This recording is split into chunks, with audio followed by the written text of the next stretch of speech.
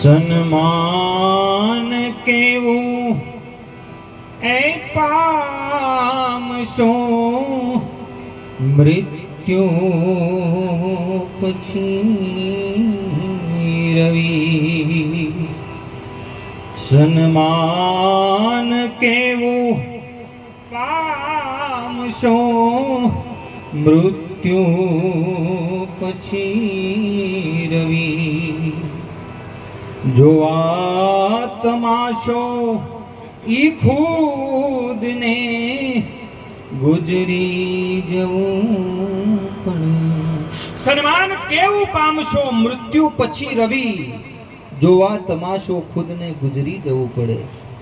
એક ગામના પાદરની અંદર એમ કહેવાય કે બરોબર એક બાઇક વાળાની એન્ટ્રી થઈ. બાઇક લઈ અને એક બાઇક વાળો વટે માર્ગ હોય બરોબર એમ કહેવાય કે ગામના પાદરની અંદર દાખલ થાય અને પાદરની અંદર દાખલ થતાની સાથે ગામના પાદરમાંથી એક નનામી આવતી એને જોવા મળે. પણ બરોબર આમ નજર ઊંચી કરી, આંખ ઊંચી કરી અને જુએ છે ને તો નનામીની સાથે કોઈ માણસ નથી, ખાલી ચાર જણા, ચાર છેડે ચાર જણા. અને નનામીને ઉચકીને લઈ આવે એટલે પેલો જે બાઇક વાળો છે એ બાઇક વાળાએ ગામના પાદરે ગામના ઓટલા ઉપર બેહેલા એક વડીલને પ્રશ્ન કર્યો કે વડીલ આ શું છે, આ શું થઈ રહ્યું છે? વડીલે કીધું કે દોસ્ત તારી આંખો નથી, કારણ કે આ નનામીમાં બીજું શું થતું હોય? નનામીમાં કોઈને ક્યારે ઉપાડી અને લઈ જવામાં આવે? આ સ્મશાન યાત્રા છે. આ તો નાના બાળકને સમજણ પડી જાય. તે ક્યારેય સ્મશાન યાત્રા જોઈ નથી? આ બીજું શું હોય? આ સ્મશાન યાત્રા છે. આ અમારા ગામમાં આજે એક જણ ગુજરી ગયો, આ એની નનામી લઈ અને ચાર માણસ જઈ રહ્યા છે. આ સ્મશાન યાત્રા છે. પેલા બાઇક વાળાએ કીધું કે એમ નહીં, એમ તો મને ખબર પડે છે કે નનામીની અંદર કોઈને ઉચકીને લઈ જતા હોય એટલે સ્મશાન યાત્રા નીકળી હોય, આ તો મને ખ્યાલ આવે છે. પણ આ જે ગુજરી ગયો એનો કોઈ પરિવાર નહોતો, એનું કોઈ કુટુંબ નહોતું, એના કોઈ સગાવાલા, એના કોઈ સંબંધીઓ એ નહોતા. કારણ કે સ્મશાન યાત્રા નીકળે તો એની અંદર તો માણસ હોય. આ સ્મશાન યાત્રાની અંદર માણસ કેમ નથી? પહેલા બાઇક વાળાએ જ્યારે આવો પ્રશ્ન કર્યો એટલે ઓટલા ઉપર બેઠેલા વડીલે જવાબ આપ્યો કે દોસ્ત, આજે માણસ એટલા માટે નથી કારણ કે આજે ગુજરી ગયો ને એ માણસ નહોતો. આજે ગુજરી ગયો એ માણસ નહોતો. એટલે આમ એ હતો એ માણસ જેવો, પણ એના કામ માણસ જેવા નહોતા, એના ધંધા માણસ જેવા નહોતા. આ વાતને એકાદ મહિનાનો સમય વીતી જાય. હવે મારી વાત ઉપર ધ્યાન આપજો અને બની શકે તો અવાજ ઓછો રાખજો, કારણ કે ભજનની અંદર તમે અવાજ કરતા હોય ને સંગીતમાં કદાચ ખબર ના પડે, પણ અમારો વિષય બોલવાનો છે. એકાદ મહિનાનો સમય આ વાતને વીતી જાય એટલે ફરી પાછો એનો એ વટે માર્ગું અને એનું એ જ ગામ છે. એના એ ગામની અંદર ફરી પાછો પેલો વટે માર્ગું એમ કહેવાય કે બાઇક લઈ અને દાખલ થાય. ગામમાં પ્રવેશતાની સાથે આમ નજર ઊંચી કરી અને જુએ છે તો આજ ગામની અંદર જાણે મેળો ભરાણો છે. એક સાથે 100 દીકરીઓના સમૂહ લગ્નનું આયોજન હોય અને એની અંદર જેટલી ભીડ હોય એટલી આજ ગામની અંદર ભીડ છે. આજ ગામમાં જ્યાં નજર પડે બસ માણસ જ માણસ દેખાય છે. એટલે ફરી પાછો એકાદ મહિના પછી પેલો જે બાઇક વાળો છે એ ફરી પાછા પેલા ઓટલા વાળાને પ્રશ્ન કરે કે દોસ્ત આ શું છે? આજે તમારા ગામમાં શું છે?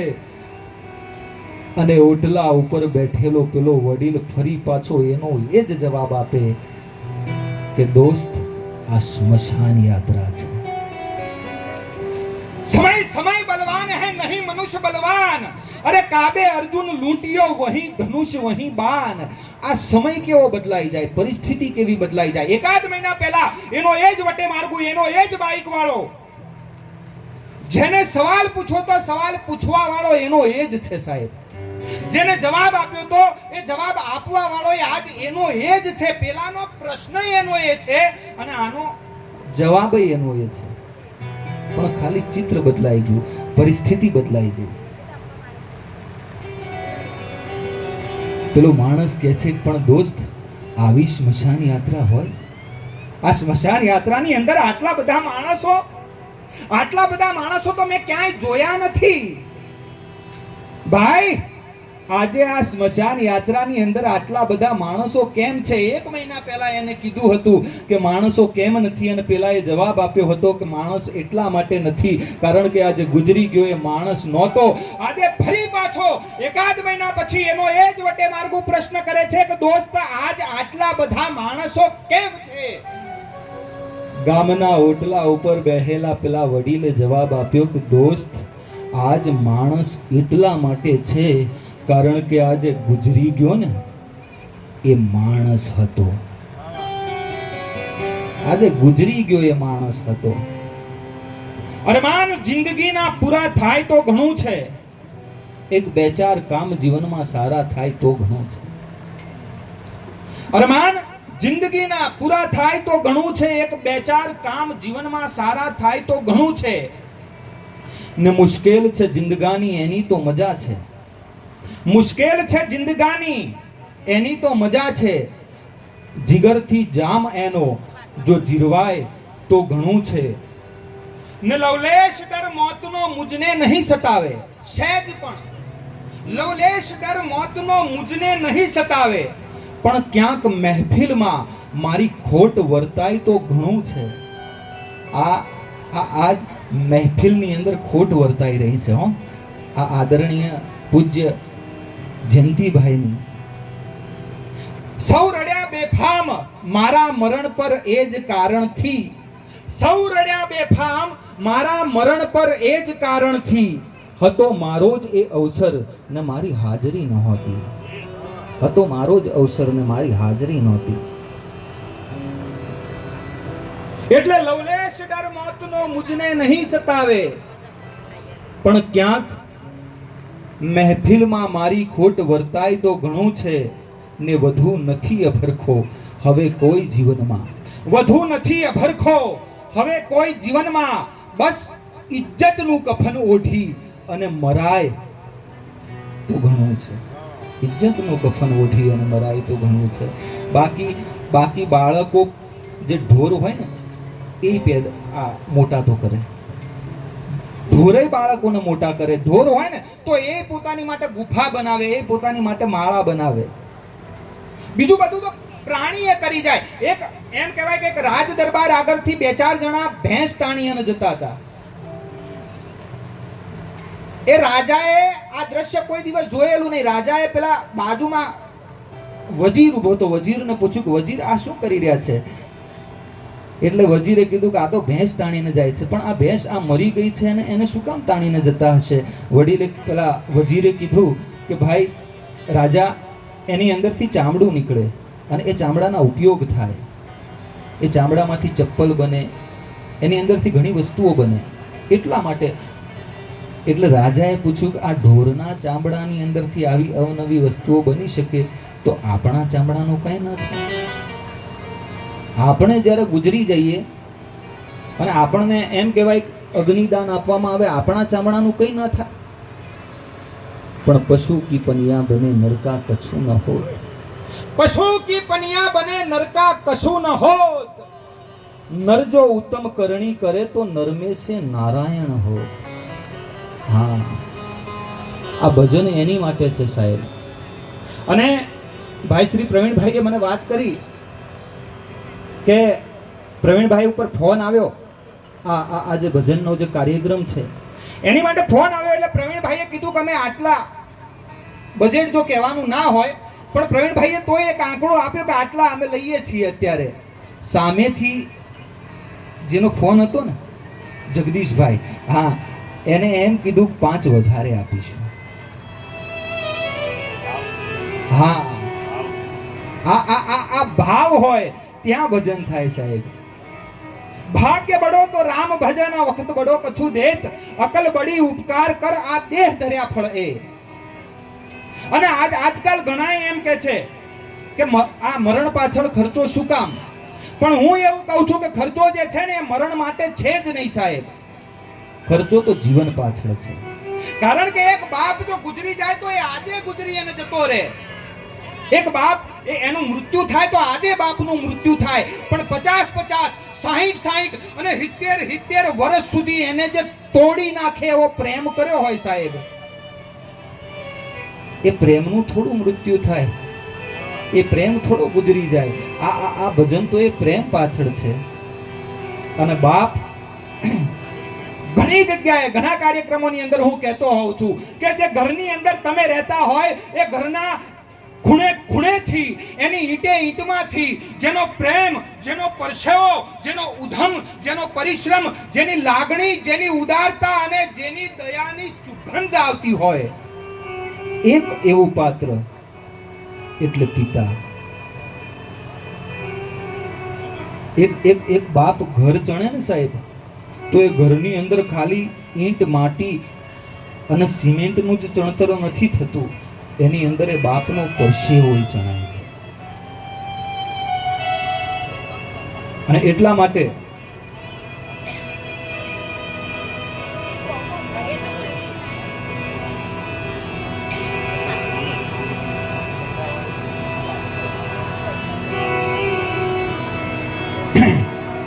મા માટે તો દુનિયાભરના કવિઓએ બહુ વાતો કરી છે, ઘણી વાતો લખી છે, પણ બાપ માટે અખાડાના મહંત ઇન્દ્ર ભારતી બાપુ એને બહુ બાપ માટે બહુ સારી વાત કરી.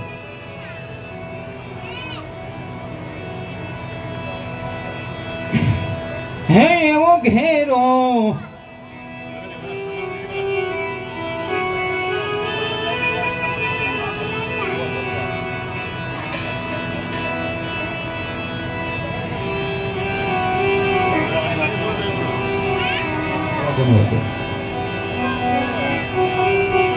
અખાડાના મહંત ઇન્દ્ર ભારતી બાપુ લખે છે બાપનો પ્રેમ કેવો હોય. એવો ઘેરો વડલો ને ઘેરી છાયડી રેલો, ઘેરા કુટુંબમાં મારો બાપ રે મીઠો રે છાંયડો તે મારા બાપનો રેલો. એવો ઘેરો ઈવડલો ને ઘેરી છાંયડી રેલો, એવી આંગણી પકડી તી મારા એ બાપની રેલો, ચાલ્યો હું તો ડગુમગુ ચાલ રે ચીલે રે ચડાઈ વોઈ તો ચાલતા રેલો, એ મને ચીલે રે ચડાઈ વોઈ તો ચાલતા રેલો, અને ટુકડામાંથી ટુકડો તો આપતા રેલો. એક બાપ મજૂરી કરતો હોય અને એ કદાચ મજૂરી કરવા માટે ગયો હોય, હમણાં આ ભાજપ અને કોંગ્રેસની જે મીટિંગો ભરાણી, આવા કાર્યક્રમો થયા, એ કોઈ કાર્યક્રમની અંદર મીટિંગની અંદર બાપ ગયો હોય અને એ મીટિંગની અંદરથી કોઈક પડીકું મળે, કોઈક ચવાણાનું પડીકું મળે, કોઈ ગોટાનું પડીકું મળે, કોઈ બિસ્કિટનું પડીકું મળે. સંદીપભાઈ, ગરીબ બાપ હોય અને એ બાપને કદાચ કોઈક નાનું એવું પડીકું મળે ને, એ બાપ ખાય નહીં સાહેબ, એ ઘરે લઈ આવે, એના બાળકો માટે લઈ આવે કે ટુકડામાંથી ટુકડો તો આપતા રેલો, ભૂખ્યો હોવડાવ્યો નહીં દિન રાત રે મીઠો રે છાંયડો તે મારા બાપનો રેલો, અને પિતા છે એક પ્રેમ તણી ઔષધી રેલો, દર્દ કરે પલમાં બધા દૂર રે, મીઠો રે છાંયડો તે મારા બાપનો રેલો. હા, 3 દીકરા એમના તરફથી 500 રૂપિયો ભેટ મળે છે. ભગવાન એમના બાપુજીના આત્માને ભગવાન સદગતિ અર્પો એવી ભગવાનને પ્રાર્થના.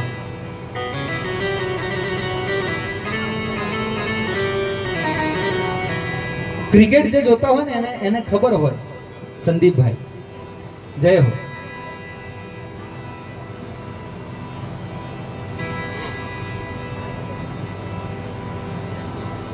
ક્રિકેટ જોતા હોય ને તો એમાં એને ખબર હોય કે ભારત અને પાકિસ્તાનની મેચ હોય, અને ભારત અને પાકિસ્તાનની મેચ હોય એની અંદર ભારતની ટીમ જે છે ને એની અંદર કદાચ સચિન ફોર્મમાં ના હોય, બરોબર રમે નહીં, એની તબિયત કદાચ બરોબર હોય નહીં, પણ એ ખાલી ટીમમાં હોય ને ભારતની, એમાં ભારતનું મનોબળ વધી જાય, જુસ્સો વધી જાય કે સચિન છે, અને પાકિસ્તાનનું મનોબળ ઘટી જાય કે સામેવાળાની અંદર સચિન છે, એની હાજરી કાફી છે.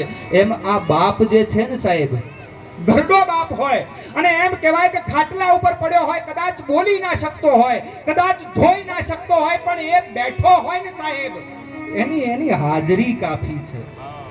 હા, પિતા રોટી है, પિતા કપડા है, પિતા મકાન है. ઓમ વ્યાસ નામના કવિની બહુ સરસ આ ગઝલ કે પિતા રોટી है, पिता कपड़ा है, पिता मकान है, पिता नन्हे से परिंदे का बड़ा सा आसमान है.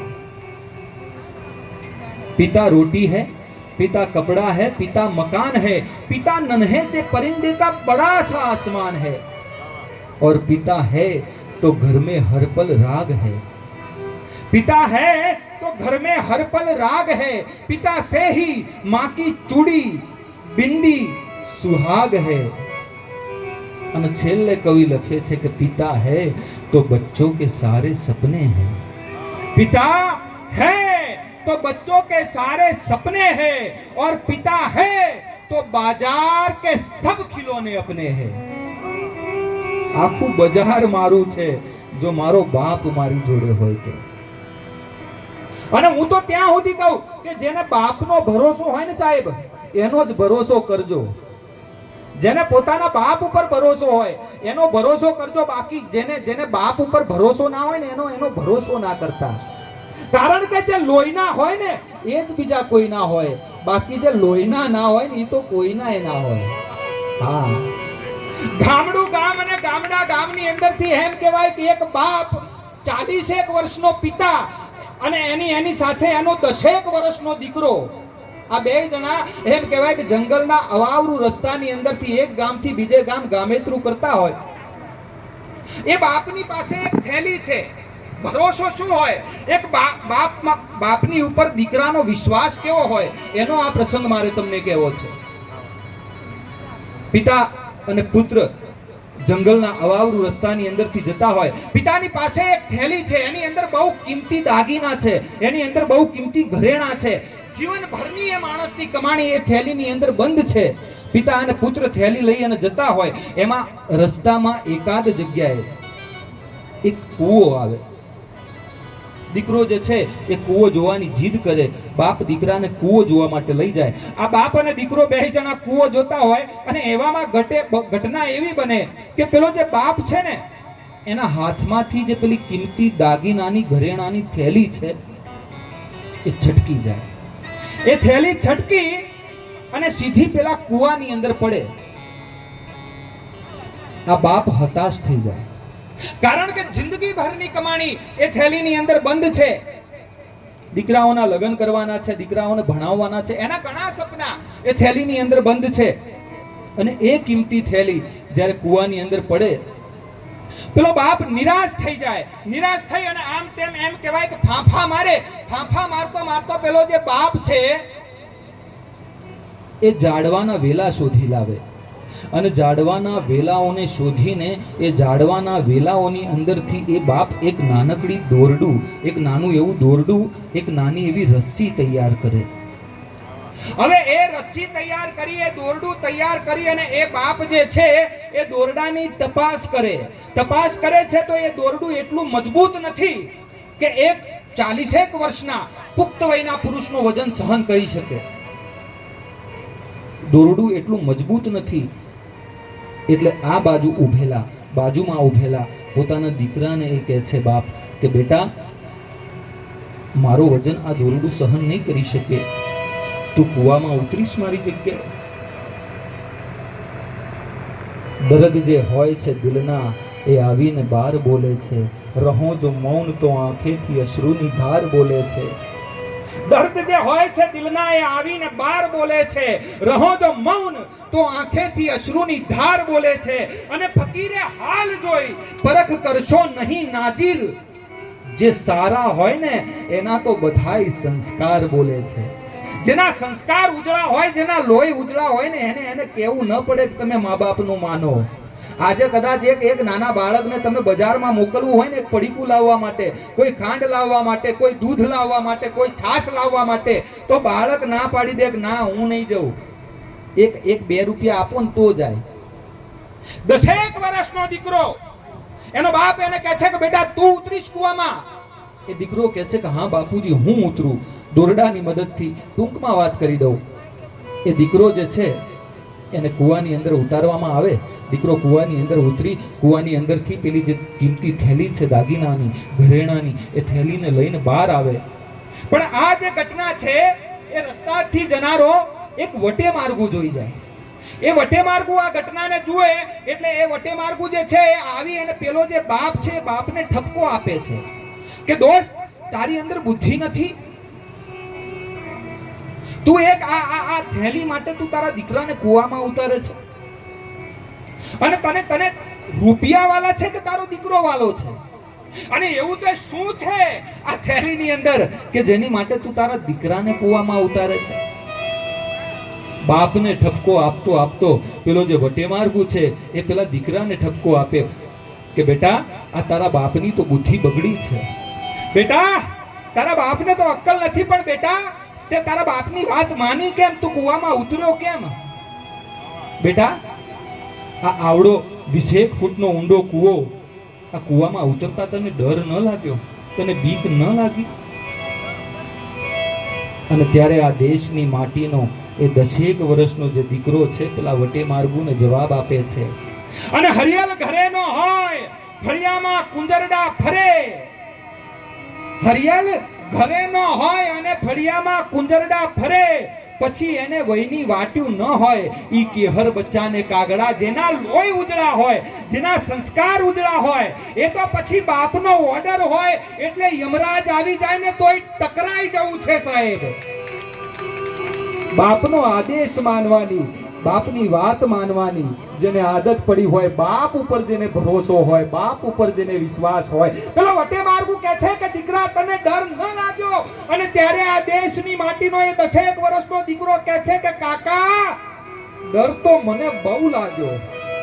કાકા, બીક તો મને ઘણીએ લાગતી હતી. મને ખબર હતી કે આ 20 ફૂટનો ઊંડો કૂવો, આ કૂવાની અંદર કોઈક એરું હોય, કોઈ જંગલી જનાવર હોય, એ ડંખ મારે, એ કરડી જાય, આ કાચા વેલાની રસ્સી કદાચ તૂટી જાય. ડર તો મને ઘણોય લાગતો તો, બીક તો મને ઘણી લાગતી હતી. પણ એક નજર જ્યારે મેં ઉપર કરી, એક નજર જ્યારે મેં મારા બાપ સામે કરી, અને ત્યારે મને થયું કે દોરડાના છેડા જો મારા બાપના હાથમાં હોય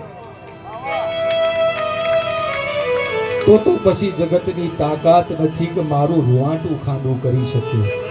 હે, શબ્દ એક શોધું ત્યાં સંહિતા નીકળે. અરે કૂવો ખોદવા જાઓ ત્યાં સરિતા નીકળે. અને કંઈક અલગ તાસીર છે આ માટીની. અહીંયા મહાભારત વાવું ને ગીતા નીકળે. આ દેશની તાસીર કંઈક જુદી છે સાહેબ.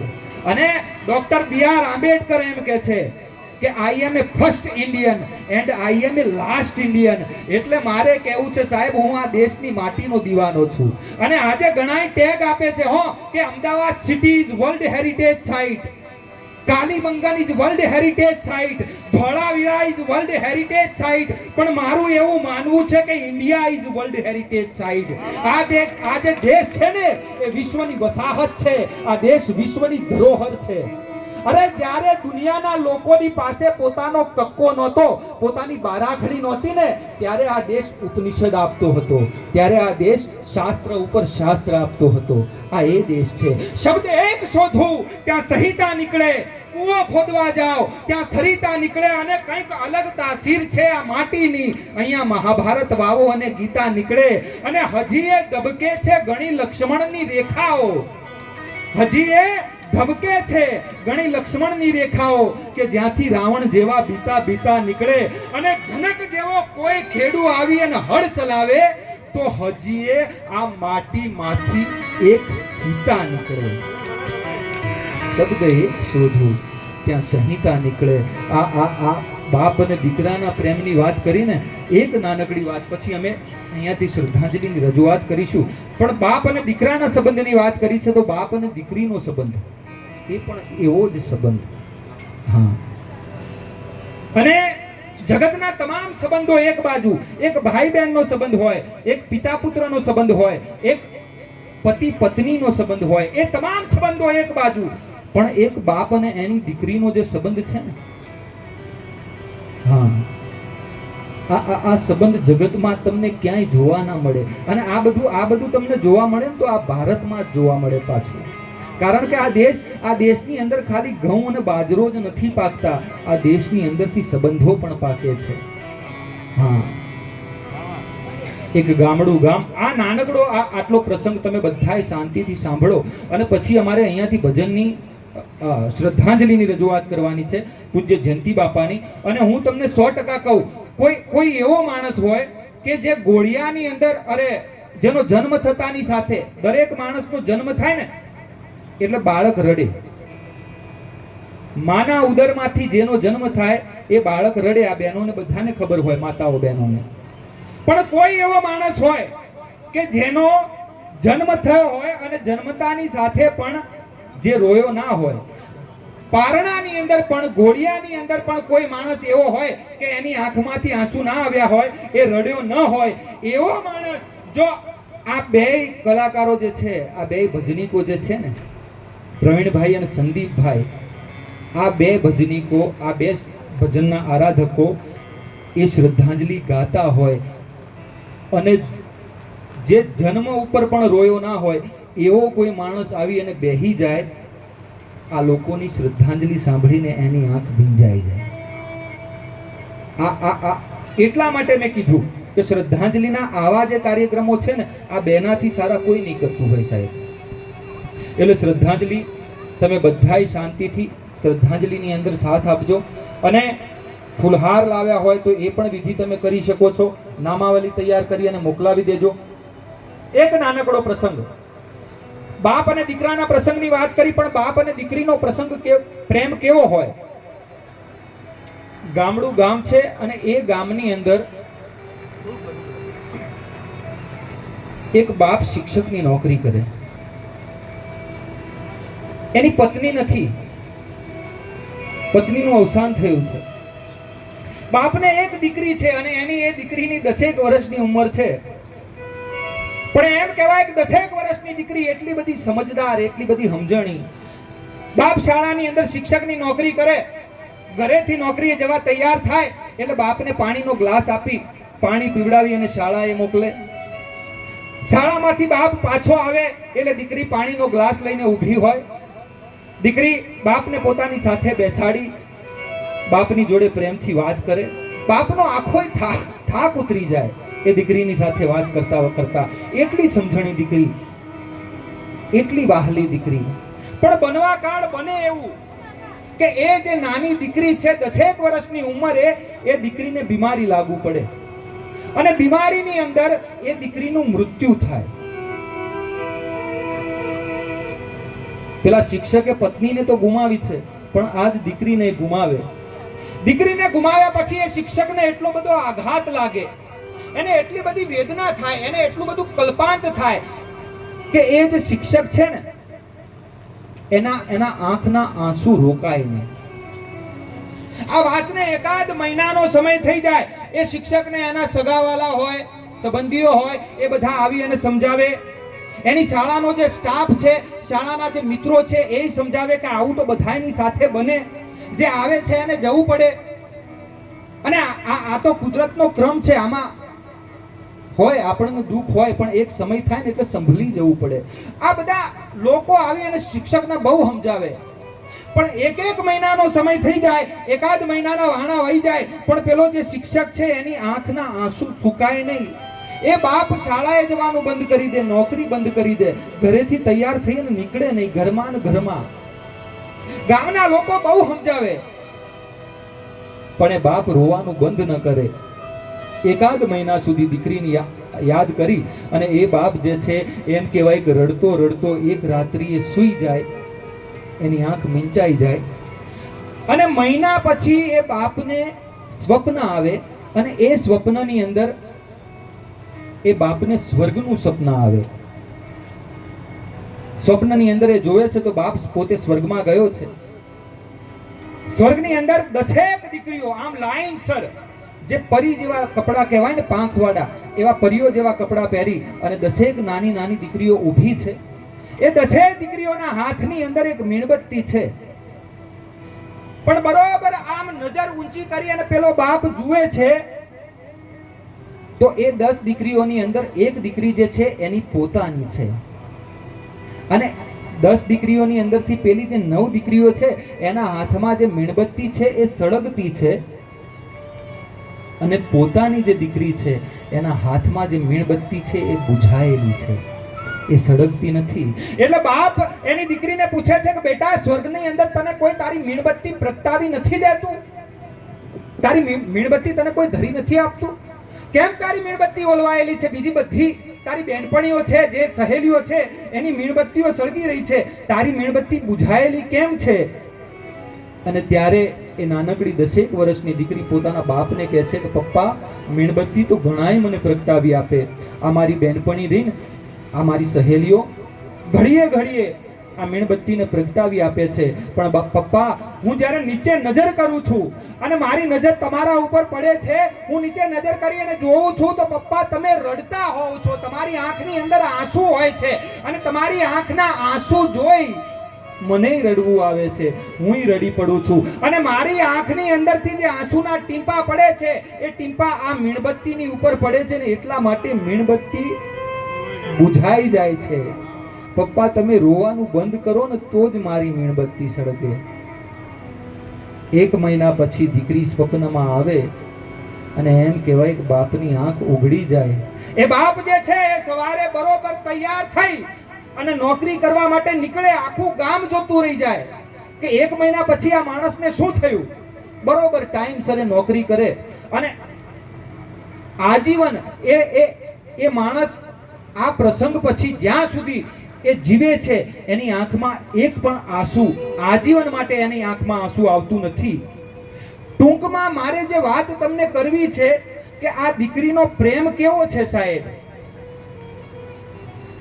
આ વાત ઉપરથી મારે અને તમારે સમજણ લેવાની, સમજવાની જરૂર એ છે, સમજવા જેવી વાત એ છે કે હું શું કહી રહ્યો છું. હું એમ કહી રહ્યો છું કે એક મહિનાના વાણા વાઈ જાય, એક મહિનાનો સમય થઈ જાય, મરણના એક મહિના પછી જે બાપના સ્વપ્નની અંદર આવી અને બાપના આંસુડાઓને લૂછી જાય ને, એને જ દીકરી કહેવાય.